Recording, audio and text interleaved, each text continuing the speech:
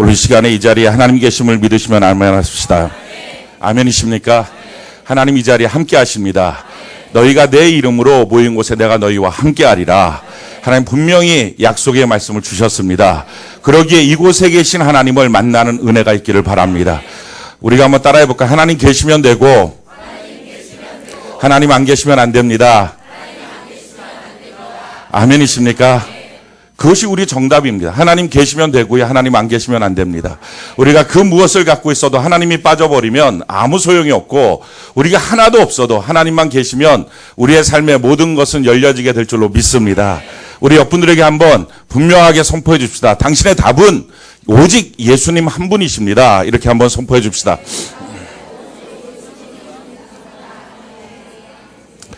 아멘이십니까? 예, 다른 것에 답이 없습니다.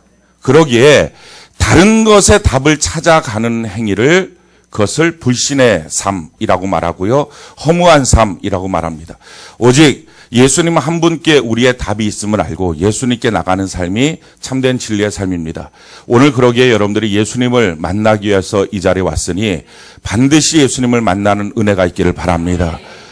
성전에 나와서, 하나님 앞에 나와서, 예배 시간에 나와서 하나님을 만나지 못하고 돌아가는 인생이야말로 가장 비참한 인생입니다. 왜냐하면 다른 길을 찾다가 길을 찾지 못하는 사람은 가능성이 있잖아요. 아, 예수님께 가면 된다. 예배로 나가면 된다. 내 길이 틀렸구나 라고 가면 됩니다. 그런데 성전에 나와서 예배를 드렸어요. 그런데 예수님을 못 만나요. 그건 길이 없는 거예요. 그건 아무 자기 인생에 있어서 그 무엇을 해야 될지를 전혀 모르는, 답이 없는 인생이에요. 그러기에 성경은 말합니다. 너희가 힘써 주님을 찾으라. 반드시 만난다. 그러니까 오늘 이 시간에 어떤 일이 있어도 예수님을 만나는 은혜가 있기를 바랍니다. 집중하고 간절히 찾으면 주님을 반드시 만난다고 성경은 기록합니다. 그러기에 우리의 마음과 생각을 다른 곳에 두면 안 됩니다. 산만하게 두면 안 되고요. 집중해서 오직 하나님 한 분만을 경향하고 하나님 한 분만을 바라봐야 합니다. 다른 길로 다니다가 회개하고 돌아올 수는 있지만 예배를 드리는데 하나님을 못 만나면 어떡합니까? 무슨 가능성이 있습니까? 그게 가장 큰 비극이에요. 그래서 예배 시간에 나왔는데 내가 하나님을 못 만나고 집에 갔다. 살 길이 없는 겁니다. 이런 절박감이 있는 거예요. 우리는 제대로 지금 왔어요. 제대로 예배 시간에 왔고요. 이 시간에 최고의 가능성인 예수님께 나왔어요. 우리가 예배 드릴 때 그냥 드리는 것처럼 보이지만 그렇지 않고 성경은 예수님의 몸짓고 피 흘리신 그 피로 길을 만들어서 새로운 살 길을 우리에게 열어주셨다고 말씀해요. 그리고 이곳에는 대제사장 예수님이 계십니다. 그러기에 예수님이 계시고 새로운 살 길인 주의 보혈을 흘려주셨기 때문에 누구든지 오면 예수님을 만나는데, 예수님을 못 만나고 돌아가는 인생은 아무 길이 없는 거예요. 아무 가능성이 없는 거예요. 그래서 예배의 성공은 인생의 성공이고요, 예배의 실패는 인생의 완전한 실패입니다. 이 사실을 안다면 예배 때 예수님을 못 만날 사람은 아무도 없습니다. 근데 이 사실을 모르기 때문에 예배 때 나와도 종교적 행위만 하고 하나님은 만나지 못하고 돌아가는 경우들이 있습니다. 아, 내가 예수님을 이 예배 때 못 만나면 내 인생은 그걸로 끝이구나. 아무 가능성이 없구나. 왜? 이게 유일한 가능성인데, 내가 기댈 수 있는 분은 오직 하나님 한 분이신데 내가 그분을 만나지 못했다. 무슨 길로 그럼 예수님을 또다시 만나겠어요? 과연 무엇을 통해서 내 인생의 문제를 해결할 수 있겠어요? 가능성이 없거든요. 근데 우리가 예배 드릴 때 마귀한테 미혹을 당하면 예배 때 하나님을 만나지 못하는 일이 내 삶 속에 크게 중요하지 않는 일처럼 착각을 합니다. 그게 마귀의 미혹이에요. 그 생각이 들어오면 예배 시간에 하나님을 만나지 못해도 크게 상관하지 않는 거예요. 그래서 예배 시간에 졸기도 하고 딴 생각을 하기도 하고 바쁘면 뛰쳐나갔다 들어오기도 하고 막 그렇게 예배를 별로 자기 인생에 가치 있게 드리질 않습니다.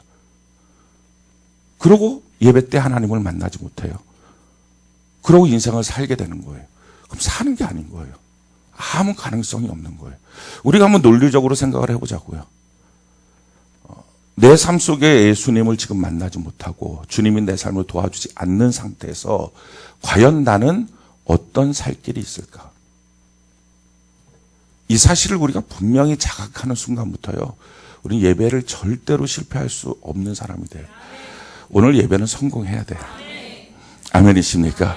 우리 옆분들에게 분명하게 선포합시다. 지금 당신의 예배가 반드시 성공되기를 원합니다. 이렇게 선포합시다.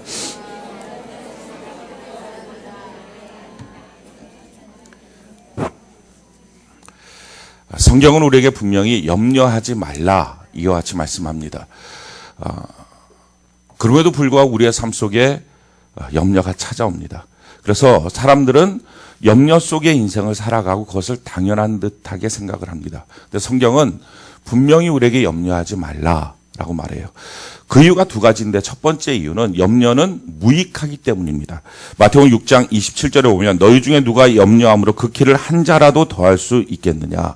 그러니까 내가 염려해서 키가 더 클 수 있겠느냐. 내가 더 염려해서 내 생명을 1년이나 2년이나 5년이나 더 늘릴 수 있겠느냐. 그건 불가능하다. 내가 염려라고 하는 것을 통해서 인생의 문제가 과연 해결될 수 있는 것이 무엇이 있느냐. 없다는 것입니다. 그게 무의미하다는 거예요. 근데 무의미한 것보다 한 걸음 더 나가서 염려는 불신앙이기 때문에 문제가 된다는 거예요. 마태복음 6장 31절로 32절 우리 같이 한번 읽어봅시다. 시작. 그러므로 염려하여 이르기를 무엇을 먹을까 무엇을 마실까 무엇을 입을까 하지 말라. 이는 다 이방인들이 구하는 것이라. 너희 하늘 아버지께서 이 모든 것이 너희에게 있어야 할 줄을 아시느니라. 그러니까 세상 사람들, 하나님이 안 계신 사람들은, 믿음이 없는 사람들은 염려하는 것, 그게 그들의 본질이기도 하지만 하나님을 믿는 사람이라고 한다면 염려하지 마라. 그것은 안 믿는 사람이 되는 길이다. 불신앙의 길이다라는 것입니다. 그러기에 내가 염려한다는 사실은요, 하나님을 무시하고 하나님을 모욕하고 하나님을 믿지 않는 길이 됩니다. 그래서 굉장히 영적으로나 육적으로나 위험한 길이 됩니다. 다른 말로 말하면 내가 하나님과 싸우는 길이 됩니다. 그러기에 우리가 절대로 염려하지 않는 은혜가 있기를 바랍니다. 그런데 우리에게 수시로 염려가 들어옵니다. 그럼 이 염려를 어떻게 해야 되느냐? 성경은 이 염려를 하나님께 맡겨야 된다라는 것입니다. 염려가 들어왔을 때 염려를 하는 게 아니고요. 이걸 하나님께 맡겨야 됩니다. 베드로전서 5장 7절 우리 같이 한번 읽어봅시다. 시작. 너희 염려를 다 주께 맡기라. 이는 그가 너희를 돌보십니다. 너희 염려를 다 주님께 맡겨라 라는 것입니다. 그러니까 우리의 인생에 수없는 염려가 들어와요. 근데 성경은 염려하지 말라 라고 말하죠. 그러고 나서 그런데도 불구하고 염려가 들어오는데 주님 이걸 어떡합니까? 하나님의 처방전 이 염려를 하나님께 맡겨야 된다는 것입니다. 그래서 염려를 맡긴다라고 말할 때는요. 동일한 말로다가 성경은 네 가지를 맡기는 것을 우리에게 가르쳐 줍니다. 제일 첫 번째 맡기는 것. 시편 37편 5절 우리 같이 한번 읽어볼까요? 시작. 내 길을 여호와께 맡기라. 그를 의지하면 그가 이루시고. 자, 제일 첫 번째 맡겨야 될 것. 염려가 어디서부터 옵니까? 길에서부터 온다는 거예요. 내가 앞으로 어떤 인생을 살까? 앞으로 살아갈 날에 대한 걱정, 염려, 여기서부터 오는 거예요. 그래서 내 길에 대해서 지금 만약에 여러분들이 자기의 인생 길에 대해서 내가 누구와 결혼하고 내가 누구와 살고 어떤 직장을 갖고 과연 먹고 살 수 있고 나는 앞으로 뭐 이사 계획 뭐 수많은 인생의 계획과 어떤 예정들이 있는데 그런 것들을 어떻게 할까 하는 염려를 하지 말라라는 것입니다. 이것을 우리 하나님께 맡기는 은혜가 있기를 바랍니다. 그러면 그때부터 하나님이 너의 인생길을 인도해 주신다. 하나님이 이루어 주신다라는 거예요. 자, 두 번째 우리가 맡겨야 될 것이 무엇입니까? 시편 55편 2절, 22절 우리 같이 한번 읽어봅시다. 시작. 내 짐을 여호와께 맡기라. 그가 너를 붙드시고 의인의 요동함을 영원히 허락하지 아니하시려. 자, 두 번째 맡겨야 될 것. 염려가 어디서 옵니까? 내 짐에서 옵니다. 어떤 사람은 질병의 짐을 짊어집니다. 그래서 그 질병 때문에 의사로부터 무엇인가 진단 하나 나오면 그게 너무 큰 자기의 짐이 되고 염려가 됩니다. 마찬가지예요. 우리가 의사뿐만 아니라 어떤 전문가의 조언이라든지 지금 내가 물질적인 어떤 가난의 짐이라든지 해결되지 않는 갈등의 짐이라든지 자, 이런 짐들이 있어요. 이 짐을 지고 살면서 그 짐에서부터 염려가 옵니다. 근데 성경은 말해요.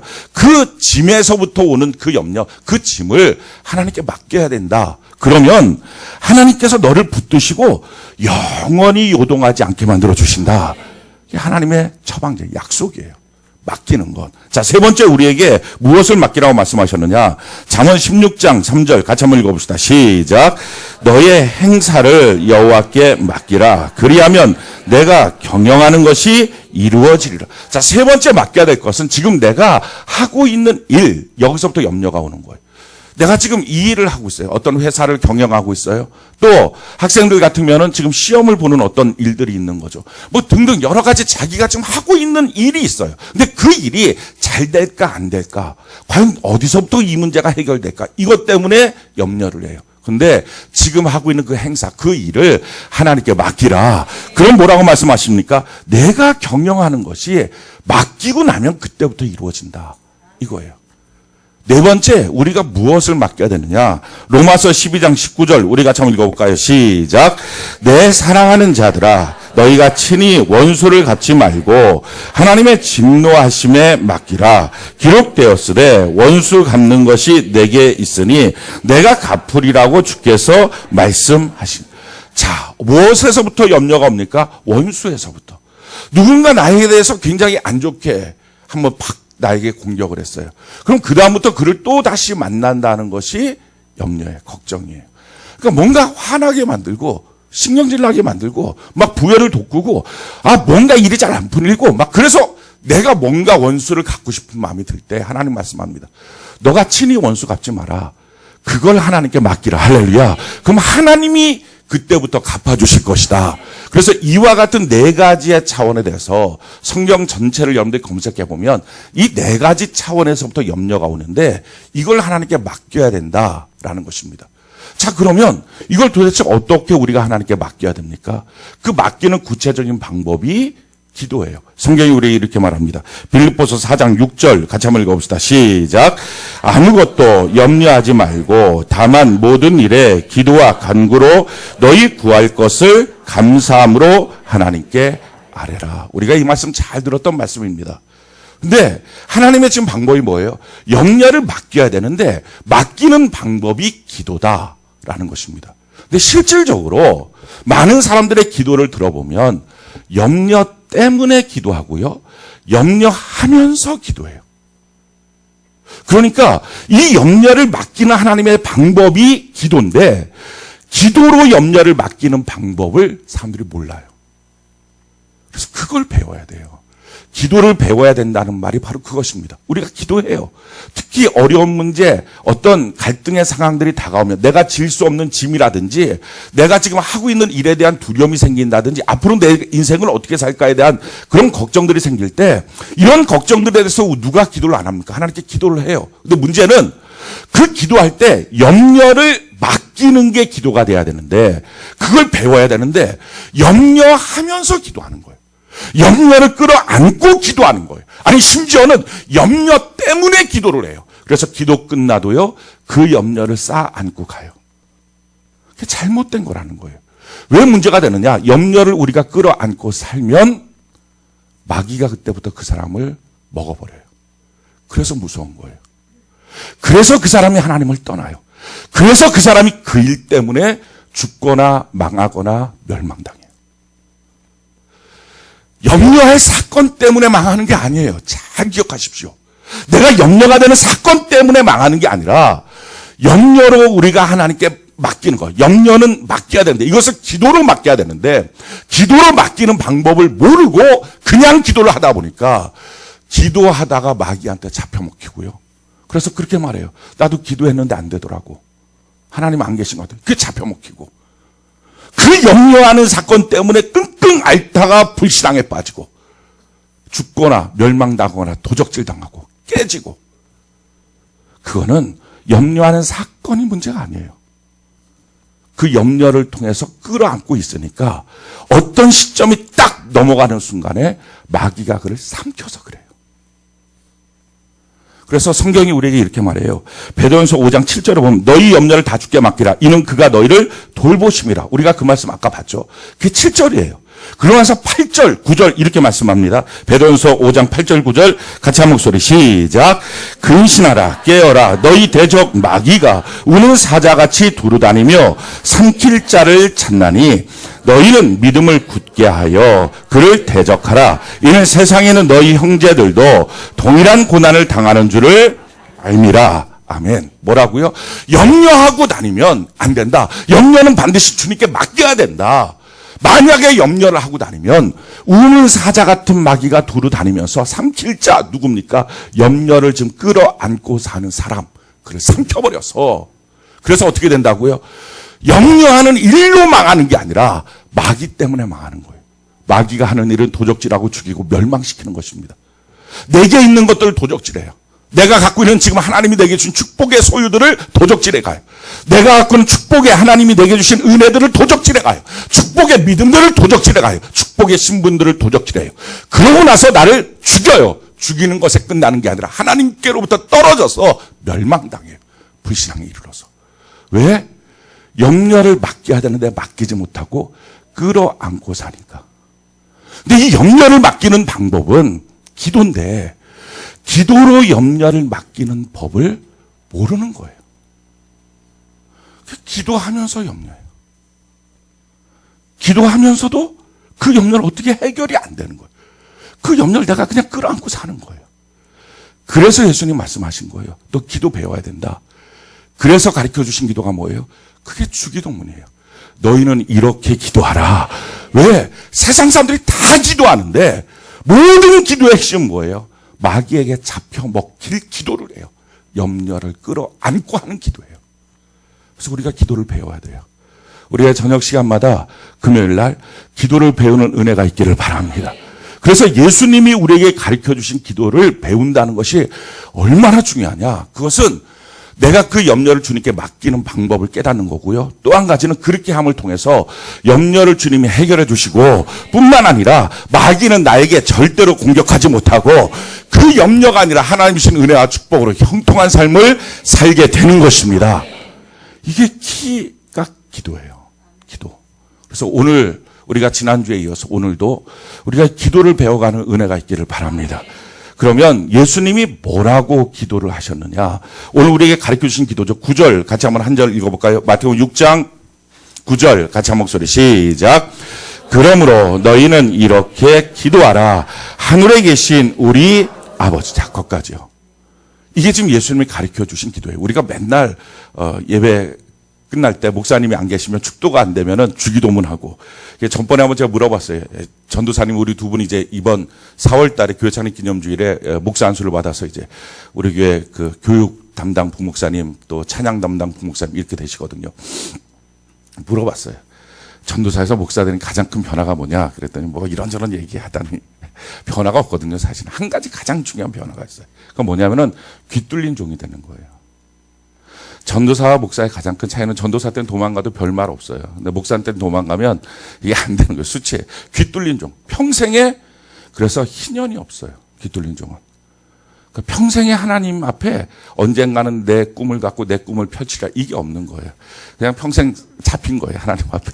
그게 바뀌어지는 건데 근데 뭐 이런저런 얘기하다가 이거 얘기하더라고요. 제가 새벽 예배 때 그동안은 주기도문을 끝냈는데 이제 축도를 할 수 있는 예배 끝나면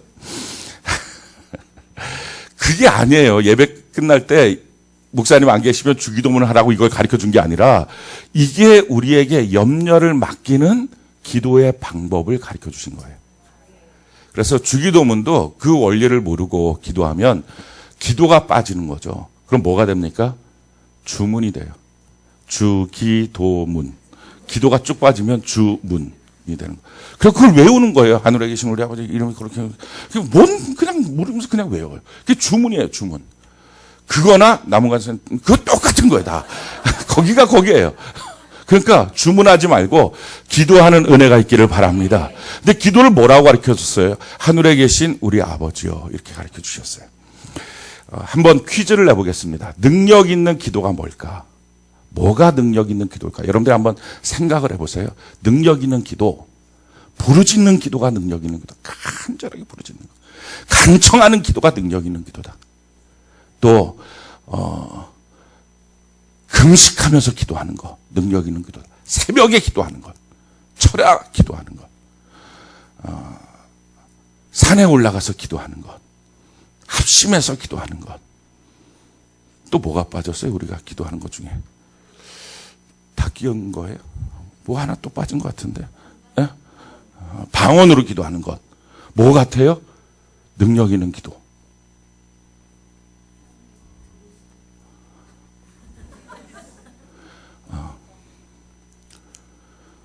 하나님과의 친밀함이에요.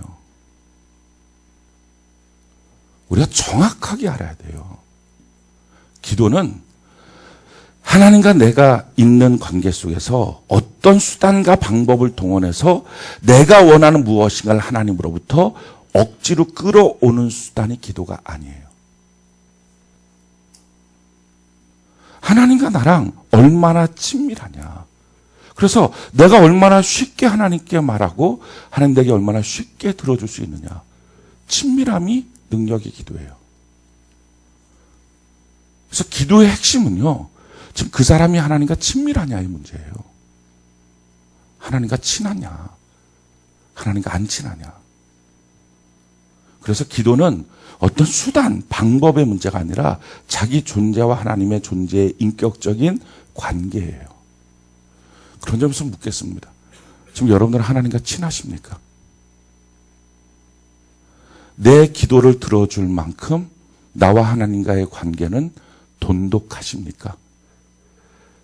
옆분들에게 한번 물어보세요. 지금 당신의 문제를 하나님께 기도할 때 하나님이 그 기도를 너무 쉽게 들어줄 만큼 관계는 돈독하십니까? 친하십니까? 한번 물어보시기 바라요. 물어보세요.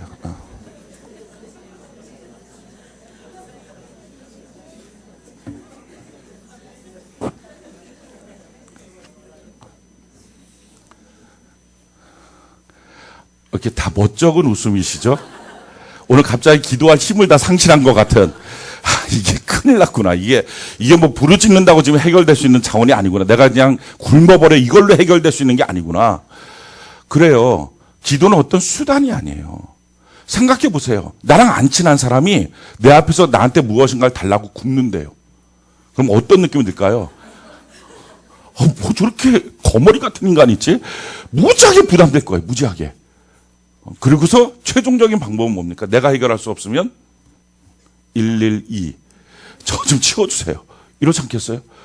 그러니까 뭔가 독한 방법을 쓰면 쓸수록 나랑 안 친한데 막 금식을 하고 문을 두드리고 새벽에 나와서 한밤중에 밤새워가며 두드리고 그러고 나도 알아듣지 못하는 이상한 소리로 막 두드리면서 계속 그래도 안 되니까 친구 몇을 데리고 와서도 두드리면서 그게 지금 우리가 쓰고 있는 합심기도, 방언기도, 간청하는 기도, 부르짖는 기도, 새벽기도, 철학기도, 금식기도 이런 것들. 만약에 아무리 이런 것들이 다 능력 있는 기도이긴 하지만 근본적인 관계가 안 친한데 무슨 방법을 쓰면 들어주시겠어요? 그러니까 기도는 근본적인 인격과 인격의 교제의 문제예요.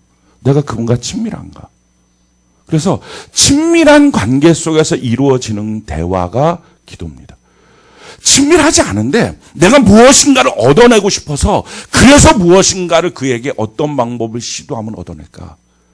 그건 처음부터 하나님 아버지와의 관계 속에서 이루어질 수가 없어요. 그래서 기도는 믿음의 기도라고 말합니다.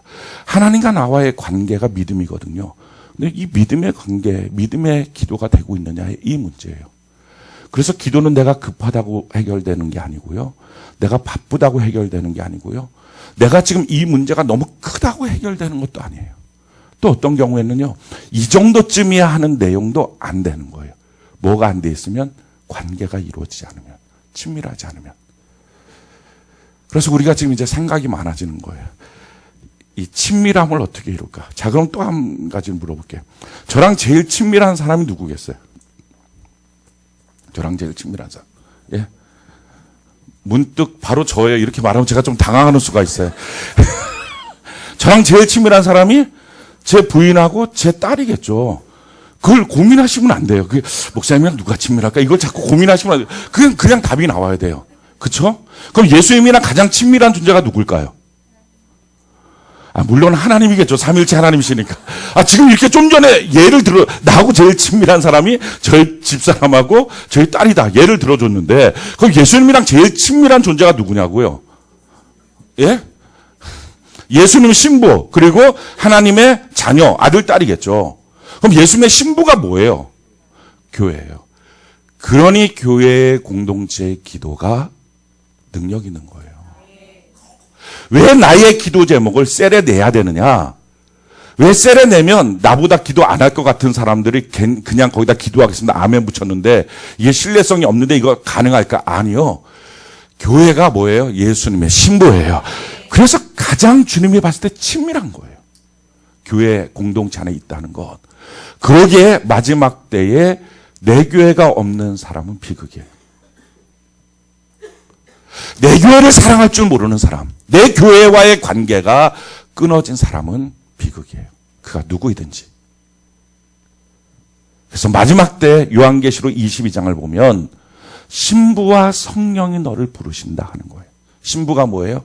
주의 몸된 교회. 그래서 마지막 때 붙잡아야 될 게 뭐냐? 주의 몸된 교회와 성령 하나님을 붙드는 은혜가 있기를 바랍니다.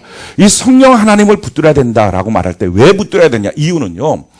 성령 하나님이 내게 오셔서 하시는 사역 중에 한 가지가 바로 뭐냐면은 하나님의 자녀됨을 인정하게 만들어요. 누가 아까 가깝다고요? 아들, 딸. 그 아들, 딸 뭐가 된 거예요? 우리의 공로로 된 게 아니라 하나님의 은혜로 된 거예요. 죄악 중에 태어난 우리를 예수 그리스도의 십자가의 공로로 하나님의 아들로 우리를 삼아 주신 거예요. 근데 아들로 삼아 주셨다는 것을 무엇으로 내 마음에 확증이 되느냐? 그게 성령의 사역이에요. 그래서 성경이 이렇게 말합니다.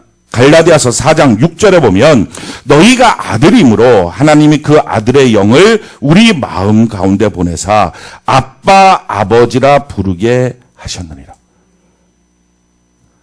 성령께서 오시면 아빠 아버지, 이게 내 마음속에 인정됩니다. 그래서 기도의 문이 뭐예요? 하나님이 아빠 아버지, 이게 기도의 문이에요. 능력 있는 기도가 어떻게 이루어집니까? 내가 오늘 한번 부르짖어 봐야지. 내가 한번 이거 끝날 때까지 한번 철야로 해봐야지. 한번 내가 제대로 새벽 날마다 나오면서, 다 좋은 말이에요. 방언으로 세게 기도. 너무 감사한, 금식하며 기도하는 것 너무 고마운 일입니다. 근데 그 모든 것들 전에 반드시 붙들어야 될 것. 하나님 우리 아버지요. 그게 돼야 돼요. 그게 돼야 나머지 기도의 문이 열리는 거예요. 그런데 만약에 하나님 우리 아버지라고 하는 것이 내 마음에 안 되면 그게 안 열린 거예요. 오늘 그래서 여러분들이 기도할 때 가장 중요한 것, 하나님 우리 아버지, 이게 내 마음속에 고백되고 인정돼서 아빠 아버지이신 하나님을 오늘 만나야 돼요. 아빠 아버지. 저희 딸이 저한테 와서 뭔가 얘기할 때 특별한 목적이 있어서 얘기할 때보다도 목적이 없는 얘기가 훨씬 더 많아요. 그중에 한두 가지 얘기하면 그거 다 들어주는 거예요. 왜? 내가 아버지고 그가 내 딸이니까. 마찬가지예요. 우리 다 마찬가지로 남이 와서 얘기하는 거는 고민하고 생각해 봐야 됩니다.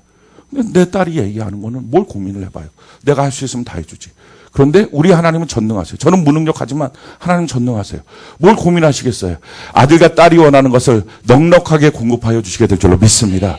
근데 우리를 아들로 삼아 주셨어요. 딸로 삼아 주셨어요. 근데 문제는 우리 마음속에 성령이 강력하게 임재하지 않으면 하나님을 향하여 나의 아버지, 내 아빠, 이 마음이 안 드는 거예요. 이게 오락가락하는 거예요. 오늘 성령 하나님이 우리 가운데 충만하게 임재하는 은혜가 있기를 바랍니다. 그래서 마지막 시대에는요, 신부와 성령 하나님을 붙들고 있어야 돼요. 이걸 놓쳐버리면 신앙생활은 거기서 아무것도 없는 거예요. 하나님의 도움을 얻을 수 있는 방법이 없어요. 근데 오늘날에는 신부도 없고 교회 공동체 안에 내가 깊이 포함되어 있지도 않고 그 인격적인 교제권이 맺어 있지도 않고 그냥 교회는 나가서 내가 한 번 가서 예배드리는 군중 속에 있는 개인처럼 그냥 자기 원하는 신앙생활하고 하나님이 나의 아버지라고는 분명한 믿음도 없고 성령의 감동도 없는 상태에서 사건과 일이 터질 때마다 어떤 방법을 동원할까? 그래서 무슨 방법, 기도의 수단 방법 이것만 자꾸 배워서 뭘 자꾸 시도하려고 하니 기독교가 우상이 되고 만 거예요. 신부도 없고 성령도 없는 시대. 이것이 오늘날 가장 큰 문제입니다. 지금 있는 여러분들의 삶의 문제는 문제가 아니에요. 하나님이 함께 하시면 그거는 간증의 수단이 돼요. 아멘이십니까? 하나님이 함께 하시면 기쁨의 도구가 됩니다. 하나님이 함께 하시면 기적의 통로가 됩니다. 그러니까 문제가 크면 클수록 내가 체험한 하나님은 더 능력 있는 하나님을 체험할 수 있게 될 줄 믿습니다. 아멘이십니까? 그러니까 문제는 문제가 아닌 거예요. 근데 그 하나님을 나의 하나님으로, 우리의 하나님으로, 우리 아버지로 만나느냐 하는 것이 문제예요. 오늘 이 밤이 하늘에 계신 우리 아버지를 만나는 은혜가 있기를 바랍니다. 성령 하나님이 오늘 우리의 마음속을 주장하셔야 돼요. 우리 다시 한번 갈라디아서 4장 6절 같이 한번 읽어볼까? 갈라디아 4장 6절 우리 같이 한 목소리 시작. 너희가 아들이므로 하나님이 그 아들의 영을 우리 마음 가운데 보내사 아빠 아버지라 부르게 하셨느니. 이 참 중요한 말이요. 성령이 오셔야 그때부터 하나님이 우리의 아버지가 되시는 게 아니라 이미 여러분들은 하나님의 아들과 딸이에요. 여러분이 느끼든 못 느끼든. 아들과 딸이 아니면 여기에 앉아있지도 못해요. 하나님이 부르신 자들만 오는 거예요. 그런데 아들과 딸인데 문제는 뭐냐면 내가 느끼느냐 못 느끼느냐의 문제예요. 근데 그게 성령 하나님이 느끼게 해준다. 아빠, 아버지라 부를 수 있도록 해주신다는 거예요. 아무리 옆에 와서 저분이 너의 아버지야. 저분이 너의 아버지야. 근데 내 마음은 하나도 동요가 안 돼. 아버지라는 느낌도 안 들어요. 그럼 어떻게 할까요? 그 아버지가 어마어마한 부자라고 해도 내가 당장에 뭐가 필요하다고 해도 그분한테 무엇인가를 구할 때는요, 맨 끝일 거예요. 하다 안 되면 그래도 아버지라고 하니까 혹시 모르지. 그래서 기도가 최후의 수단이 되는 거예요. 근데 최후의 수단이면서도 쭈뼛 이 말 저 말 그러다 간신히 말 한마디 툭 던지고 그러면서도 머리 톡톡 긁으면서 혹시 가능하시면 혹시 저를 아들로 봐주실 마음이 있으시면 뭐 조건이 너무 많은 거예요. 우리의 기도가 혹시 그렇지 않습니까? 근데 만약에 정말 그분이 내 아버지다 이게 너무 확실히 느껴지면 맨 첫 번째 가지 않겠어요? 아빠 나 이거 필요한데 오늘 그 아빠를 만나는 은혜가 있기를 바라요. 한번 따라해 봅시다. 하나님은 내가 인정하든 인정하지 않든 지금 이 자리에 앉아 있는 것만으로도 자녀라는 것이 확증됩니다. 생각을 해보세요. 이 밤에 아들도 딸도 아닌데 이 시간에 여기 나와갖고 뭐하러 뭐 생길 게 있다고 여기 앉아 있겠냐고요. 그러니까 이건 이 마음이 우리 마음이 아닌 거예요. 하나님이 그 길을 열어 놓으신 거예요. 성경에도 보니까 하나님이 부르시지 않는 자는 한 명도 올 수도 없대요. 그러니까 누가 뭐라 그래도 자기가 머릿속에 나는 딴 이유 때문에 왔는데 아니에요. 다 하나님이 그 모든 이유를 통해서 우리를 불러주신 거예요. 하나님의 아들, 딸인 것을 믿으시기 바랍니다. 근데 문제는 이게 성령이 오셔야 자기 마음속에 막 확증이 되는 거예요. 확증이 되면 그 기도를 누가 막아요? 내가 내 아버지한테 말하는데. 그 기도를 누가 금지할 수 있어요? 내가 내 아버지한테 말하는데. 오늘 그 은혜가 넘치기를 바랍니다. 성령 하나님이 여러분들의 마음을 주장하시길 바라요. 그래서 이분이 내 아버지구나. 이분이 내 아버지구나. 그 아버지를 만나는 은혜가 있기를 바랍니다. 예수님이 우리에게 가르쳐주신 염려를 맡길 수 있는 기도의 방법. 그게 뭐냐? 어떻게 기도해야 되느냐? 그 기도를 어떻게 배우느냐? 하늘에 계신 우리 아버지. 그분이 있다. 그걸 너가 느끼면 된다. 생각을 해보세요. 지금 여러분들이 느끼던 못 느끼던 생각을 해보시라고요. 하나님이라는 분이 정말 내 아버지인 거예요. 이게 너무 내 마음속에 확증되고 믿어졌어요. 그러면 내가 어떤 문제를 갖고 염려하고 있는 부분들에 대해서 더 염려를 끌어안고 살 이유가 있을까요? 하나님 맡아주세요.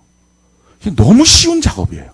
근데 그분이 내 아버지라고 하는 것이 내 마음속에 확증이 안 되니까 기도를 해도 안 들어줬을 것 같고 그러고 다시 끌어안고 다니고 그러다가 어느 날 마귀밥이 되고 이 과정이 반복되는 거예요. 기도는 어렵지가 않은 거예요. 너무 쉬운 거예요. 그분이 나의 아버지라는 것이 성령으로 인정되면 돼요. 오늘 그 밤이 되는 은혜가 있기를 바랍니다. 하늘에 계신 우리 아버지. 우리 하나님은 하늘에 계신 우리 아버지. 땅에 있는 아버지가 어떤 때는 무엇인가 결함이 있고 부족할 수 있어요. 또는 우리에게 상처를 줬을 수 있어요. 그런 마음의 상처가 있으면 하늘에 계신 우리 아버지를 묵상할 때 그게 잘 안 됩니다. 그런데 그분은요, 땅에 있는 아버지고요, 하늘에는 진짜 우리의 아버지가 계세요. 완전하신 아버지, 전능하신 아버지. 성경 그 아버지를 여호와 이레, 예, 하나님이라고 말해요. 우리의 모든 인생길을 예배해 주신 하나님. 여호와 라파의 하나님이라고 말해요. 우리를 치료해 주신 하나님. 내가 채찍에 맞음으로 너희가 나음을 입었다. 아멘이십니까? 성경에 보니까 그 하나님 아버지가 누구시냐? 우리에게서 여호와 니시의 아버지라는 거예요. 성공을 주시는 아버지. 여러분들 실패하셨습니까? 성공을 주시는 아버지가 있음을 믿으시기 바랍니다. 여호와 샬롬의 아버지. 그분은 우리에게 평화를 주시는, 가정이 지금 길길이 깨어지고 있다면 평화 주시는 아버지 하나님을 여러분들이 만나고 믿는 은혜가 있기를 바랍니다. 또한 그분은요, 우리에게 있어서 여호와 삼마의 하나님이에요. 그래서 우리 가운데서 일하시는 하나님이에요. 성경이 우리에게 이렇게 말합니다. 이사야 62장 1절로 3절, 이사야 62장 1절로 3절, 우리 같이 한번 한 목소리 읽어봅시다. 시작. 나는 시온의 의가 빛같이 예루살렘의 구원이 횃불같이 나타나도록 시온을 위하여 잠잠하지 아니하며 예루살렘을 위하여 쉬지 아니할 것인즉 이방 나라들이 내 공의를 내 무당이 다 내 영광을 볼 것이요 너는 여호와의 입으로 정하실 새 이름으로 일컬음이 될 것이며 너는 또 여호와의 손에 아름다운 관 내 하나님의 손에 왕관이 될 것이다. 우리 하나님이 우리를 위해서 일하고 계십니다. 여호와 삼마의 하나님. 또 마지막으로 임마누엘 하나님. 떠나지 않고 우리와 항상 함께하여 주십니다. 이분이 하늘에 계신 우리 아버지예요. 오늘 그 아버지를 만나는 은혜가 있기를 바랍니다. 또한 이 하늘에 계신 우리 아버지는요, 나의 아버지일 뿐만 아니라 우리의 아버지예요. 우리의 아버지. 그래서 우리가 우리를 생각하지 않으면 하늘에 계신 아버지를 못 느껴요. 왜 우리가 신앙생활 하면서 하늘에 계신 우리 아버지가 실질적으로 내 마음속에 어느 때는 믿어졌다가 어느 때는 안 믿어졌다가 이렇게 되는 이유가 뭘까? 이기주의 때문에 그래요. 내 코가 석자이기 때문에 그래요. 그 생각이 머리에 사로잡혀 있으니까. 그러니까 나의 진정한 행복은 나만 행복해서는 안 되고 내 옆에 있는 그 사람도 행복해야 돼. 그 사람도 기뻐져야 돼. 이 사람도 좋아져야 돼. 이 마음이 있을 때 하늘에 계신 우리 아버지가 느껴져요. 그래서 성경은 이렇게 말합니다. 누구와의 관계 속에 그 사람이 나를 향해서 원망 들을 만한 일들이 있거든. 너 빨리 가서 화해하고 그러고 와야 된다. 그래서 남편이 아내를 속썩이고 나서의 기도는 응답이 안 되는 이유가 하늘에 계신 우리 아버지를 못 느껴요. 내가 누군가에게 상처를 주고 내가 누군가를 아프게 만들고 내가 누군가를 괴롭게 만들고 나면 자꾸 하늘에 계신 우리 아버지가 안 느껴져요. 내가 누군가에게 거짓을 행하고 악행을 행하고 나서는 그래서 기도가 안 되는 이유가 시급한 문제가 있어도 그래서 막 부르짖기도 하고 애걸복걸하기도 하지만 기도 끝나고 나면 염려가 고스란히 내 마음에 담겨서 그냥 집에 가는 이유가 뭐냐. 그래서 항상 뭔가가 불안한 이유가 뭐냐. 우리가 안 돼서 그래요. 우리가 안 되면 하늘에 계신 우리 아버지를 느낄 수 없어요. 세 번째, 그분은 우리 아버지예요. 아버지라고 말할 때는요, 우리의 모든 것을 다 아시는 분이에요. 시시콜콜이 말하지 않아도 돼요. 기도는 하나님을 향한 설득이 아니에요. 하나님과의 간절한 그냥 대화예요. 그래서 여러분들이 무슨 말로 하나님을 설득할까 고민하지 않으셔도 돼요. 하나님, 이런 걸 한번 생각을 해보십시오. 이게 이런 거고 저게 저런 건데 입장 한번 바꿔놓고 하나님 생각해 보셔서 이렇게 안 해도 돼요. 구구절절히 안 하고 그냥 우리가 아버지 그 말만 해도 우리 하나님이 들어주십니다. 할렐루야. 그러니까 하늘에 계신 우리 아버지, 우리의 아버지예요. 우리 아버지, 나의 아버지예요. 내가 어떻게 태어났고 어떻게 자라났고 지금 내 삶의 문제는 무엇이고 이걸 다 아시는 분. 그래서 내가 내 문제에만 빠져 있는 것을 보면서는 그렇게 하지 말지. 너 문제 내가 다 아는데 내가 충분히 도와줄 수 있는데 너는 그럴 때 한 번이라도 아버지 생각은 뭐예요? 아버지 마음은 뭐예요? 아버지는 지금 내가 뭐 하기 원해요? 이거 생각 한 번이라도 하면 내가 너무 고마울 것 같은데 이렇다는 거예요. 우리 자녀가 언제 고맙습니까? 그 자녀가 아빠 생각해 줄 때.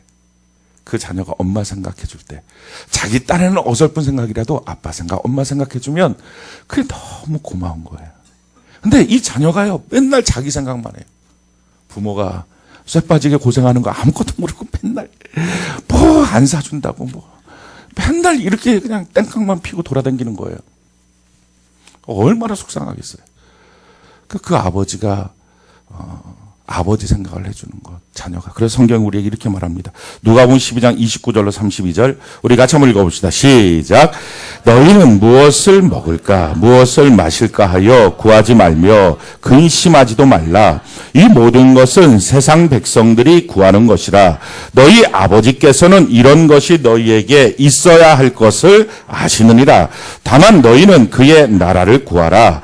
그리하면 이런 것들을 너희에게 더하시리라. 적은 무리여 무서워 말라. 너희 아버지께서 그 나라를 너희에게 주시기를 기뻐하시는. 아멘. 무엇을 먹을까 입을까 이런 것들만 놓고 맨날 자기 자신만 놓고 기도하다가 뭔가 하나님이 주시면 주신 것 갖고서 확 나가서 마음대로 살다가 또 힘들어지면 또 와고 또 달라 그러고, 그런 아버지와의 친밀감이 없는 관계를 만들지 말라 하는 거예요. 기도는 내가 어떤 방법을 동원해서 아버지의 것을 끌어내느냐가 아니에요. 내가 하나님과 얼마나 친밀한 관계냐. 그래서 지금 사실은요, 우리가 지금 복원해야 될 게 뭡니까? 하나님과의 친밀함이에요. 지금 그 문제 해결은요, 아무것도 아닌 거예요. 하나님의 손이 동원만 되면 너무 쉬운 문제예요. 아니 6일 만에 천지 만물을 창조하신 하나님, 그런 건 못 하시겠어요? 넉넉히 하신다고요. 이게 뭔가 영혼이 담겨있지 않은 아멘 같은 왜 그런 느낌이 문득 들까요? 내가 물론 그 영혼을 본 적은 없지만 뭔가 하나도 안 담겨있는 그 건성으로, 이런 거군요. 집에서 아내들이 남편한테 보고 그러면 알았어 이런 거군요. 그랬을 때 아내가 버쩍 화가 나는군요. 왜 아멘을 듣고 목사가 화가 날까? 이런 경우 영혼이 담겨서 아멘을 하든지 아니면 아멘을 안 하든지 둘 중에 하나를 선택해 주시면 좋겠어요. 아멘 이렇게.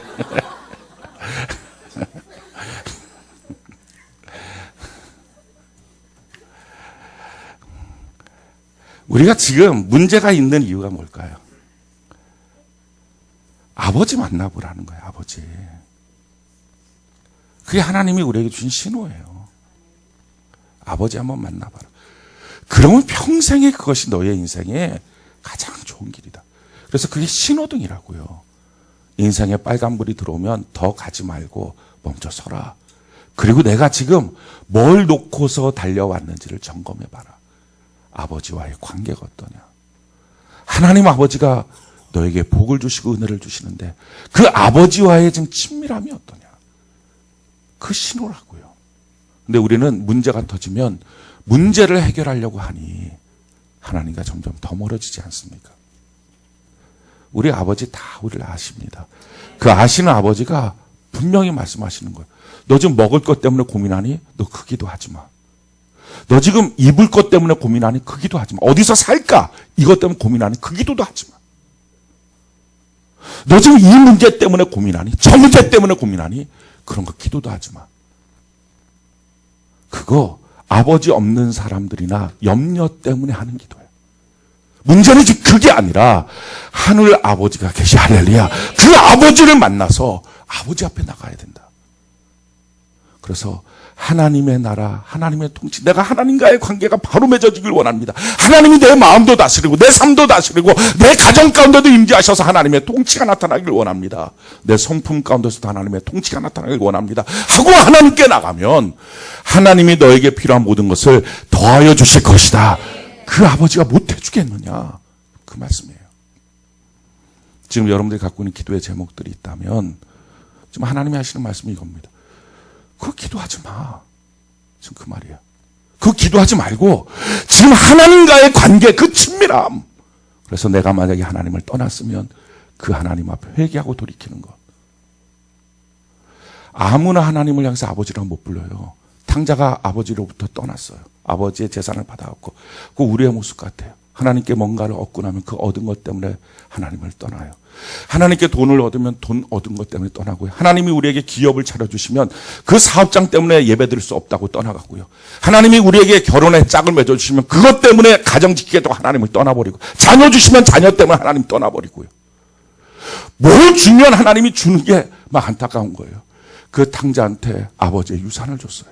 아버지의 생애를 준 거예요. 그랬더니 그걸 갖고서 며칠 만에 다 팔아버려서 헐값에 팔아서 그걸 챙겨서 아버지로부터 가능한 최고 먼 데로 떠나는 거예요. 주면 떠나는 인생. 아니, 자녀를 줬더니 자녀 때문에 하나님 앞에 예배를 못 드린대요. 남편과 아내를 줬더니 남편과 아내 때문에 하나님께 예배를 못 드린대요. 사업장을 줬더니 사업장 때문에 바빠서 하나님께 예배를 못 드린대요. 돈을 줬더니 돈 때문에 안 되고, 건강을 줬더니 건강 때문에 안 되면 그 다음에 하나님이 하시는 방법이 뭡니까? 병을 줄 수밖에 없잖아요. 가난을 줄 수밖에 없잖아요. 가정의 위기를 줄 수밖에 없잖아요. 자녀의 문제를 줄 수밖에 없잖아요. 탕자가 허랑방탕하게 아버지를 떠나서 살다가 마지막 깨닫는 게 뭐예요? 다 없어지고 난 다음에, 다 허비하고 난 다음에 아버지 집에 있는 종들은 그래도 편안한데 내가 뭘까? 그러다가 너무 위대한 결단을 돌아가는 거예요, 아버지께. 근데 돌아가면서 그 결심을 해요. 내가 아버지라 못 부를 것 같아. 그 집에 있는 종 중에 하나로 내가 주인님 이렇게 부를 것 같아. 어쩜 우리의 마음속에 그런 마음들이 있어요. 하나님과의 관계를 생각할 때 아버지가 아니야. 내가 아버지와 아들답게 내가 살지를 못했어. 내가 오늘 나의 모든 기도의 제목이 너무 많지만 그분과의 친밀함을 생각할 때 나는 아무것도 아닌 거야. 아버지와의 관계 속에 아버지가 아닌 거야. 근데 그렇게 갈 때요, 아버지가 멀리서부터 그를 발견하고 쫓아와요. 그를 끌어안아줘요. 그런 말이에요. 내 죽었던 아들이 살아왔다. 아버지가 주시는 거예요. 아들이라는 칭호. 성령이 주시는 거예요. 오늘 그 칭호를 회복하는 은혜가 있기를 바랍니다. 그랬더니 다 해결된 거예요. 한순간에. 아버지를 만났더니. 문제가 아닌 것을 오늘 깨닫고요. 그래서 염려가 없어지는 거예요. 문제가 아니니까. 문제가 문제면 왜 염려가 없어지겠어요? 오늘 그 염려를 주님께 맡기는 기도의 방법, 하나님 아버지를 만나는 은혜가 있기를 바랍니다. 우리가 하나님 아버지를 어떻게 만날까요? 왜 만나지 못할까요? 왜 느껴지지가 않을까요? 이유는요, 땅만 봐서 그래요. 성경이 우리에게 이렇게 말합니다. 골로새 3장 1절로 2절 우리가 좀 읽어볼까요? 시작. 그러므로 너희가 그리스도와 함께 다시 살리심을 받았으면 위의 것을 찾으라. 거기는 그리스도께서 하나님 우편에 앉아 계시느니라. 위의 것을 생각하고 땅의 것을 생각하지 말라. 아멘. 왜 하늘에 계신 우리 아버지가 안 느껴질까? 지금까지 일주일 동안 살면서 땅의 것들만 생각해서. 예. 꽁 사육장을 저는 못 가봤는데 가본 목사님이 계신데요. 그 목사님 통해서 꽁 사육장 얘기를 들어봤어요. 꽁 사육장은요, 이렇게 위에 이렇게 뭐죠? 이런 건 망을 쳐놓고서 꽁이 야생꽁 날아다니니까 그게 아니래요. 그냥 이렇게 옆에 벽만 있대요. 위에 공간은 없고. 근데 그놈들이 하나도 안 도망간대요. 거기서 그냥 다 순서에 맞춰서 잡혀갖고 먹히는 거예요. 야생꽁인데 막 다니면서. 이거 어떻게 왜 안 날아가느냐? 뭐 날개에서 뭘 뺐느냐? 그런 거 아니라는 거예요. 그대로 야생꽁의 모습이 그대로 있다는 거예요. 그냥 그렇게 다니는데 그냥 하나도 위로 안 날아가는 거예요. 그게 왜 안 날아가는지 꽁을 보라는 거예요. 꽁을 보니까 꽁 머리라 그러면 안 되잖아요. 꽁 대가리라 그래야 되잖아요. 원래 머리라 그러면 그거 안 되는 거예요. 대가리가. 제가 속된 말을 하는 게 아니에요. 강대상에서. 꽁 대가리를 보니까 선캡을 다 씌워놨대요. 조그만한 선캡들을. 얼마나 귀엽겠어요. 꽁 머리가 요만한데 거기다가 선캡을 다 씌워놓으니까 이거 씌워놨다는 거예요. 저게 뭐냐 그랬더니 꽁은 자기 눈에 안 보이면 없다고 생각한대요. 그러니까 뭐가 쫓아오면 도망가고 머리 푹 하는 것도 없다고 생각하는 거야. 자기 눈에 안 보이면. 이렇게 해놓으면 하늘이 없다고 생각하는 거예요. 그러니까 날 엄두를 못 내는 거예요. 그래갖고 하루 종일 하늘이 없으니까 자기가 할 수 있는 건 뭐 땅의 일이에요. 그러니까 맨날 모이 쪼아 먹는 거예요. 그래서 모이를 쪼아 먹으면서 옆에 것이 와서 모이를 더 쪼아 먹으면 막 그거 쪼아버리고, 자기가 더 먹겠다고. 그러다가 순서에 맞춰서 1번, 2번, 3번, 4번 이렇게 잡혀갖고 밥상에 올라가는 거예요. 슬픈 이 이야기. 우리를 웃어버리잖아요. 근데 사실은 이게 우리의 모습일 수 있어요. 안 보인다고 땅의 것만 봐요. 그래서 내가 얼마나 더 많이 먹고 있느냐, 내가 얼마나 더 많은 것들을 가지려고 하느냐, 그것만은 옆에 애랑 싸우고 그러다가 순서에 맞춰서 죽어서 지옥 가는 거예요. 성경은 말해요. 너 아래 것만, 땅의 것만 보지 말고 하늘 한번 봐봐. 위에 한번 봐봐. 하늘 아버지가 계신다. 왜 우리가 하늘 아버지가 실감이 안 날까? 땅만 보니까. 땅의 것들만 생각하니까. 그러니까 성경이 말하는 거예요. 기도 시간에조차도 땅의 것들만 기도하니까. 무엇을 먹을까? 무엇을 입을까? 하나님, 이 돈 문제 해결해 주세요. 이 병 문제 해결해 주세요. 이 자녀 문제 해결해 주세요. 매일 하는 게 여전히 일주일 내내 고민하고 생각했던 땅의 문제를 하나님 아버지께 나와서도 똑같이 고민하고 가니 이 염려를 어떻게 맡기겠냐고요. 하나님 아버지가 느껴지지가 않는데. 그러니까 이걸 그냥 끌어안고 또 가는 거예요. 그러다가 어느 날 마귀한테 잡히는 거예요. 오는 사자 같은 마귀에게. 그러니까 아주 강력한 처방전을 주신 거예요. 우리의 욕구는 이 문제를 하나님께 빨리 아래서 해결을 받고 싶은데 하나님 금지를 시켜버렸어요. 너 먹을 것 갖고 기도하지 마. 입을 것, 살 것 이런 거 기도하지 마. 하나님의 나라를 구해봐. 이게요, 그걸 꼭 구하면 나머지 이런 수단의 문제가 아니라 지금 하나님이 우리를 가르치시기 위한 하늘 것을 좀 한 번이라도 보라. 하나님 아버지의 마음이 어떤지 고개를 들어서 좀 하나님을 바라봐라. 위를 좀 바라봐라. 그러면 하나님 아버지를 느낄 수 있다는 거예요. 오늘 저는 여러분들이 고개를 들어서 위를 바라보는 은혜가 있기를 바랍니다. 오늘 하늘 바라보신 분 혹시 계시나요? 오늘 살면서 하늘 바라보시죠. 한번 손 한번 들어봅시다. 하늘. 하나, 둘, 셋, 넷, 다섯, 여섯, 일곱, 여덟, 아홉, 열, 열하나. 아니, 이 많은 사람 중에 11명밖에 안 돼요. 참, 우리가 진짜 꽝이에요. 성캡, 그것도 성캡을 한 꽝. 우리, 참 생각해도 이게 비극이, 이 조망만한 머리에다가 성캡을 해갖고, 마귀가 다 성캡을 씌워놔갖고, 땅만 보고 있으니. 근데 문제는 예배 시간에도 이 성캡을 못 벗고, 계속 땅에만 놓고서, 그러고서 하나님 아버지가 안 느낀다고 하고 있어요. 이게 얼마나 비극입니까? 우리가 다 고개를 들어서, 하늘을 바라보고 하나님을 바라보는 은혜가 있기를 바랍니다. 성경이 이와 같이 말합니다. 베드로전서 5장 7절 우리 같이 한번 읽어봅시다. 시작. 베드로전서 5장 7절 같이 한 목소리 시작. 너희 염려를 다 주께 맡기라. 이는 그가 너희를 돌보십니다. 우리가 하나님께 염려를 맡기잖아요. 기도하면서 지금 이 시간 맡기는 거예요. 하늘 아버지가 계시니까 맡겨지는 거예요. 이걸 뭐 맡기겠습니다. 믿습니다. 이게 아니고 아버지가 계신데 그걸 뭐 끌어안고 살겠어요. 그럼 아버지한테 지금 말하는 거예요. 아버지 나 이런 거 좀 힘든데요. 라고 말하는 거예요. 너무 쉽게 말하는 거예요. 어떤 때는 말하지 않아도 된다는 거예요. 말하지 말라 그랬으나 하나님 말 안 할게요. 아시니까 그냥 난 하나님의 뜻을 구할게요. 그리고 막 하늘 바라보고 있다가 그냥 집에 가는 거예요. 그럼 이게 다 맡겨진 거잖아요. 그럼 어떻게 하신다고요? 돌보신대요. 이 돌보신다는 원어의 뜻이 하나님이 관심 가지신대요. 그럼 된 거잖아요.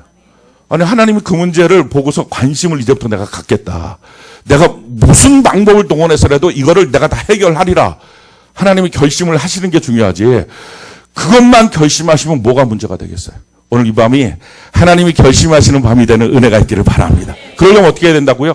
염려를 맡겨야 돼요. 염려를 끌어안고 기도하지 마세요. 이거는 애쓰고 힘쓴다고 그게 떨어지지 않아요. 걔가 그렇게 쉽게 떨어지는 애가 아니에요. 아버지를 만나야 떨어져요. 고개를 딱 들고 하늘 아버지를 바라보면서 아버지, 오늘 그 아버지를 성령 안에 느껴지는 은혜가 있기를 예수님 이름으로 축원합니다. 하늘에 계신 우리 아버지여, 너는 이렇게 기도하라. 오늘 이 밤에 우리가 그 주님의 음성을 듣고 주님 말씀하신 그대로 기도하는 이 밤이 되어서 염려를 맡기고 주님이 이제부터 그 모든 염려를 관심 가져주시는, 돌보아 주시는 이 밤이 되는 은혜가 있기를 예수님 이름으로 축원합니다.